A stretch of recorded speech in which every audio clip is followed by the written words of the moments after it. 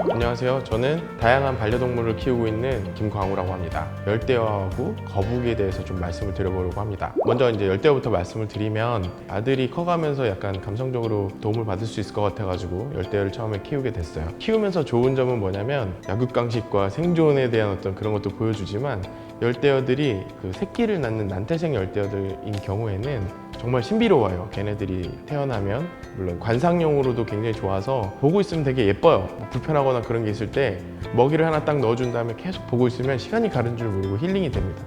그런 부분이 장점이 좀 있고요. 단점이 있다고 하면 수족관 관리에 대한 그 노력이 필요하다는 거죠. 수족관에 어머니들이 한번 갈고 나면은 집단 폐사하고 막 그랬잖아요. 근데 그 이유가 뭐냐면 수족관 관리하는 방법을 잘 모르셔서 그랬던 거예요. 수족관에 있는 물을 다 비우는 게 아니에요. 한 반 정도만 비우고 청소를 위에를 좀 해주고 그 다음에 염소를 제거한 물을 다시 넣어주는 방식으로 해가지고 수족관 관리를 하게 됩니다. 옛날보다는 좀 쉬워졌죠. 한 달에 한 번 정도만 수족관 관리해줘도 충분히 깨끗하게 잘 유지를 할 수가 있습니다. 그리고 저만의 꿀팁을 좀 말씀을 드리면 첫 번째는 열대어를 처음에 분양을 해올 때 수족관에서 국물 좀 주세요. 요 말 하나를 꼭 해주세요. 스펀지 국물이라고 합니다. 여과기들이 있고 옆에 다 스펀지들이 있는데 그게 여과를 하면서 그 안에 열대어들이 잘 살 수 있는 박테리아를 많이 함유하고 있습니다. 그래서 그 스펀지 국물을 조금 짜가지고 달라고 하면 그 국물을 받아올 수가 있고요. 무료입니다. 거의.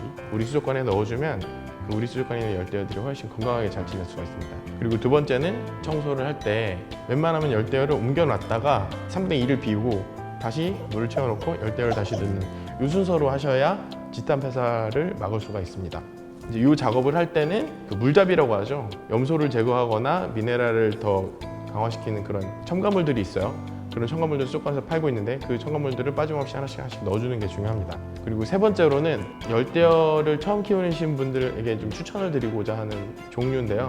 유명하고 가장 일반적으로 볼 수 있는 어종이 일단 구피. 구피 자체가 종류가 되게 많아요. 꼬리가 화려하죠. 꼬리 종류와 색깔에 따라서도 엄청 다양하게 많아요.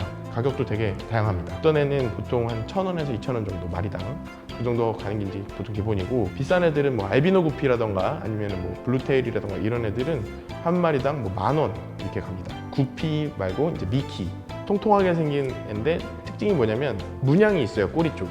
걔네들도 난태생이기 때문에 키우기가 편하고요. 걔네들은 또 튼튼해요. 세 번째로는 이제 레드 소드라는 애가 있는데 미키의 모양새에다 꼬리에 약간 칼날처럼 소드라고 하죠. 쭉 뻗어있는 지느러미를 가지고 있어요. 좀 날렵한 어떤 그런 모습도 있기 때문에 관상용으로도 괜찮고 여러 마리를 한꺼번에 넣어두면은 걔들끼리 되게 몰려다니면서 잘 이쁩니다. 이거는 이제 번식이랑 상관없는 거지만 어항이 더러지는 게 싫잖아요. 그러면은 어항을 청소해주는 물고기들이 있어요. 두 종류 정도를 추천을 드리면 첫 번째로는 코리도라사르라는 애는 어떻게 생겼냐면 잠수함처럼 생겼어요. 그래가지고 바닥을 기어다니면서 바닥에 떨어져 있는 찌꺼기들을 먹어줍니다. 뭐 물이 탁해지는 거를 좀 어느 정도 방지를 해주죠.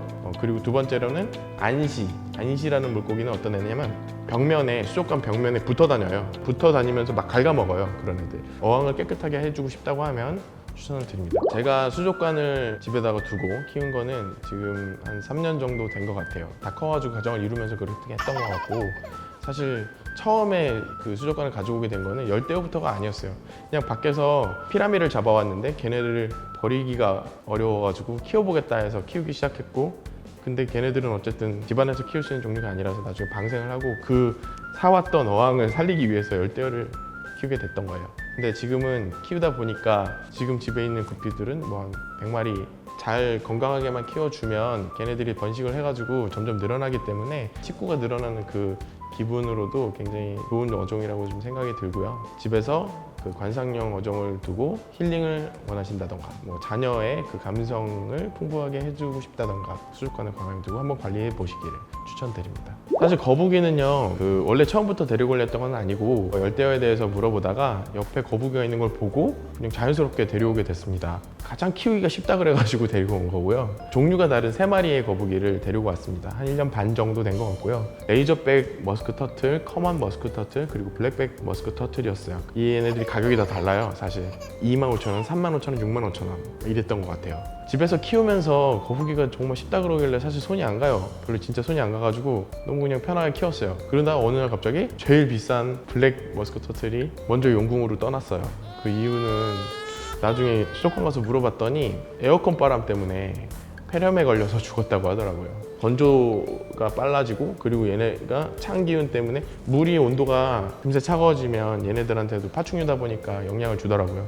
그래서 폐렴 걸려서 죽을 수도 있으니까 그 부분은 좀 주의를 해주시면 좋을 것 같고요. 거북이들이 평균적으로 한 30년에서 40년까지 산대요. 우리 아들이 다 커가지고 이렇게 거북이도 지참으로 하나 좀 넣어주고, 그야말로 반려동물이라고 저는 생각합니다. 다양한 반려동물을 키우고 계시는 분들, 또는 자기가 취미가 있어서 그거를 또 자랑하고 싶으신 분들, 또는 꿀팁을 공유하고 싶으신 분들이 있으면 많은 영상 많이 보내주시길 부탁드립니다.